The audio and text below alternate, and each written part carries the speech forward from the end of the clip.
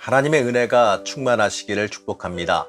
오늘 함께 보실 하나님의 말씀은 갈라디아서 6장 1절에서 5절 말씀입니다. 형제들아, 사람이 만일 무슨 범죄한 일이 드러나거든 신령한 너희는 온유한 심령으로 그러한 자를 바로잡고 너 자신을 살펴보아 너도 시험을 받을까 두려워하라. 너희가 짐을 서로 지라. 그리하여 그리스도의 법을 성취하라. 만일 누가 아무것도 되지 못하고 된 줄로 생각하면 스스로 속임이라. 각각 자기의 일을 살피라. 그리하면 자랑할 것이 자기에게는 있어도 남에게는 있지 아니하리니 각각 자기의 짐을 질 것이라. 사도 바울은 모든 성도는 서로 사랑하고 섬기며 살아갈 것을 권면했습니다. 율법주의에서 벗어나서 구원받은 사람으로 성도의 본질에 집중해야 한다는 뜻입니다. 그래서 바울은 이 5장에서 그리스도의 사랑을 받은 사람으로서 어떤 삶을 살아야 할지, 어떤 삶을 사는 것이 맞는지를 우리에게 알려주고 있습니다.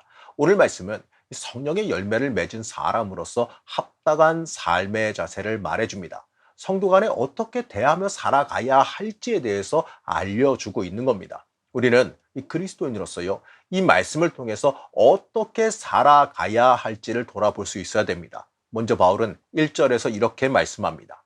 형제자매 여러분, 어떤 사람이 어떤 죄에 빠진 일이 드러나면 성령의 인도하심을 따라 사는 사람인 여러분은 온유한 마음으로 그런 사람을 바로잡아주고 자기 스스로를 살펴서 유혹에 빠지지 않도록 조심하십시오.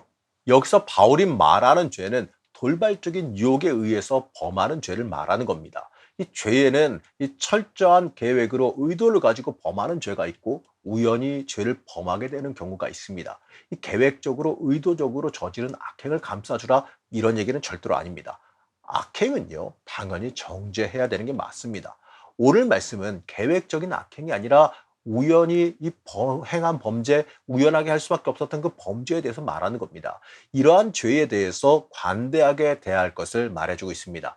여기서 선량한 너희, 성령의 인도하심을 따라 사는 사람인 여러분은 이 기독교에서 직분을 맡은 자들을 의미하고 있습니다. 직분 맡은 사람들이 성령의 인도함을 따라서 선을 행하는 사람이 되어야 한다는 뜻입니다. 바로 이러한 사람들이 온유한 심령으로 이 우연한 범죄에 빠진 사람을 바로 잡아줘야 한다는 거죠. 이 교회에서 이 직분이 있는 사람들이 마치 계급이 높은 사람들처럼 행동하는 경우를 종종 보게 되는데, 여러분, 직분은요, 짐을 짊어진 것을 의미한다는 것을 잊지 말아야 됩니다. 높아진 것이 아니라 섬겨야 될 것이, 감수해야 할 것이, 참아야 할 것이 더 많다는 뜻입니다. 그렇기 때문에 군림하는 것이 아니라 감싸주고 섬길 수 있어야 됩니다. 오늘 말씀에서는 바로 그것을 말해줍니다. 물론 먼저 신앙인 된 사람들이 잘 권면한 의무는 있겠지요. 하지만 그렇다고 해서 질책하고 정죄하는 일이 돼서는 안 됩니다.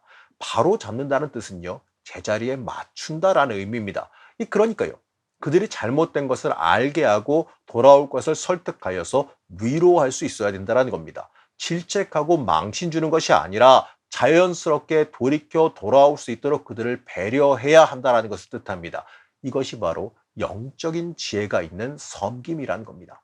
우리가 이 직분자로서요, 이러한 영의 지혜를 하나님께 간구할 수 있어야 됩니다. 그러기 위해서요, 우리는 온유한 심령을 먼저 간구할 수 있어야 됩니다. 군림하고 질책하고 올라서려 해서는 안 된다는 것이지요. 그 이유에 대해서요, 바울은 이렇게 말씀합니다. 1절 말씀을 다시 한번 보겠습니다. 자기 스스로 살펴서 유혹에 빠지지 않도록 조심하십시오.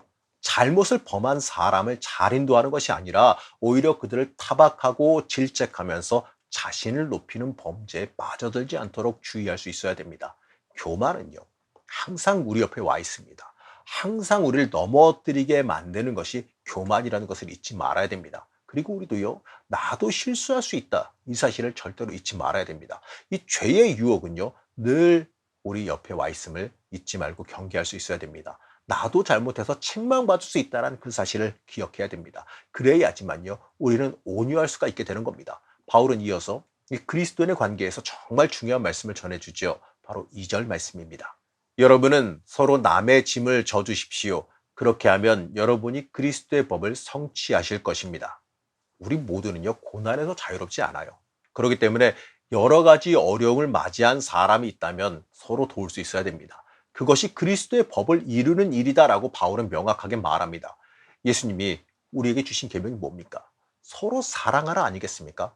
그 사랑은 말로만 입으로만 하는 게 아닙니다. 서로 관용하고 용서하며 서로 긍휼을 베푸는 일이어야지만 합니다. 우리는 그리스도의 법 아래 있습니다. 그리스도께서 우리의 연약함과 어리석음을 친히 담당해 주셨습니다. 그렇기 때문에요. 우리는 그리스도의 법 아래 있음을 잊지 말아야 됩니다. 다른 사람에게 불필요한 짐, 바로 모세의 율법을 강요할 것이 아니라 서로 짐을 같이 나누어 짊어짐으로 인하여서 그리스도의 법을 성취할 수 있도록 만들어 줘야 됩니다. 바울은요, 이어서 이 나누어 짐을 짓지 않고 교만에 처하는 사람들에게 이렇게 경고합니다. 3절 말씀입니다. 어떤 사람이 아무것도 아니면서 무엇이 된 것처럼 생각하면 그는 자기를 속이는 것입니다. 바울은 사람이 스스로 무엇인가 된 것처럼 생각하는 일이 흔히 있을 수 있다고 생각했어요. 사실 맞죠? 이 주변을 보게 되면요, 이런 사람들을 종종 보게 됩니다. 자신이 무조건 옳다고 생각하거나 자신이 현명하고 특별하다고 생각하는 사람들이 있지요. 그래서 자신이 무엇인가 사람들에게 가르쳐 줘야 한다라고 생각하는 경우도 종종 있습니다.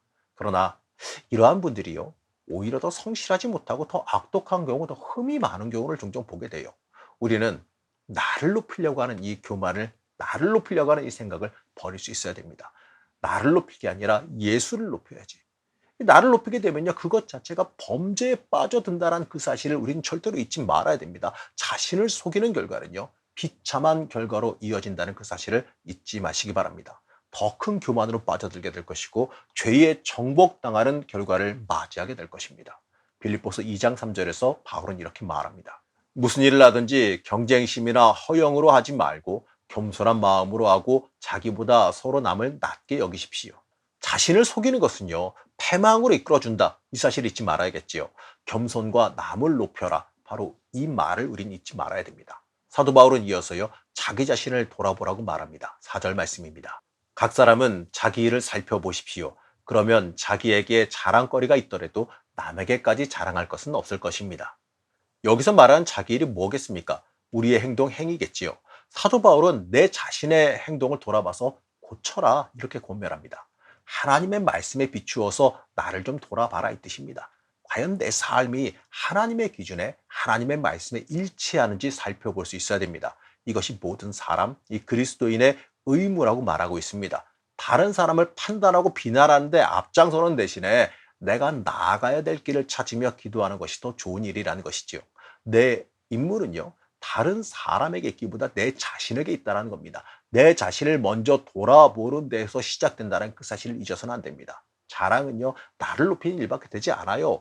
우리가 자랑할 것은 내가 아니라, 내 자랑거리가 아니라 오직 예수님밖에 없다는 걸 잊지 말아야 됩니다. 사랑하는 성도 여러분, 우리는 자신의 목에 짐을 짊어질 수 있어야 됩니다.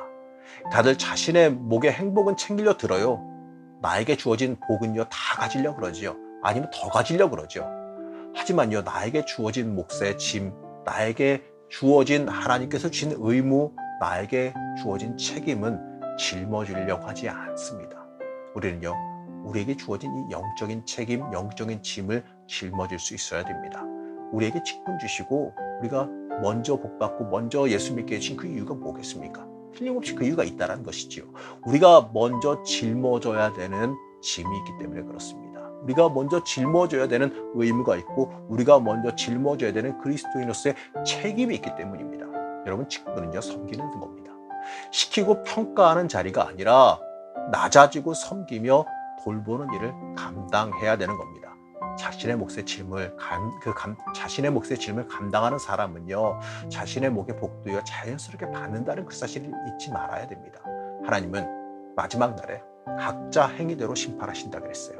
그때가 오기 전에 우리는 나에게 주신 몫의 짐, 나에게 주어진 하나님의 의무와 책무를 짊어질 수 있어야 됩니다. 다른 사람 책망하기보다 내가 과연 하나님께서 주신 직분자로서 합당한 짐과 책임을 짊어지고 살아가고 있는지를 먼저 살펴볼 수 있어야 됩니다. 내가 다른 사람의 짐을 짊어지며 그들을 돕고 섬기며 그들이 예수 믿고 복받을 수 있도록 돕고 있는지, 그들을 사랑하고 있는지, 나부터 온전히 합당한 영적인 책무를 다 감당하고 있는지 우리는 한번 돌아보면서 우리를 점검하고 살펴볼 필요가 있습니다. 사랑하는 성도 여러분, 오늘 하루를 살아가시면서 나는 과연 하나님 중심으로 살고 있는지, 나에게 주어진 짐을 짊어지고 있는지 스스로 돌아보고 점검하시는 신앙의 하루가 되시기를 간절히 축복합니다. 우리를 사랑하시며 인도하신 하나님, 우리가 하나님의 사람으로 온전하게 살아가고 있는지 돌아보기를 원합니다. 하나님의 사람으로서 합당한 책무를 내가 담당하고 있는지 돌아보기를 원합니다. 내가 신앙인으로서 온전히 서지도 못하면서 복만 달라고 하나님께 청구하고 있지는 않았는지 다시 한번 돌아보기를 원합니다. 하나님의 사람으로서 하나님의 법대로 살게 하여 주시고 성령 하나님의 인도하심 앞에 철저히 순종하는 주의 자녀가 되게 허락하여 주시옵소서. 오늘하루도 하나님 중심으로 변화되기를 원하오며 거룩하신 예수님의 이름으로 간절히 기도드렸습니다. 아멘.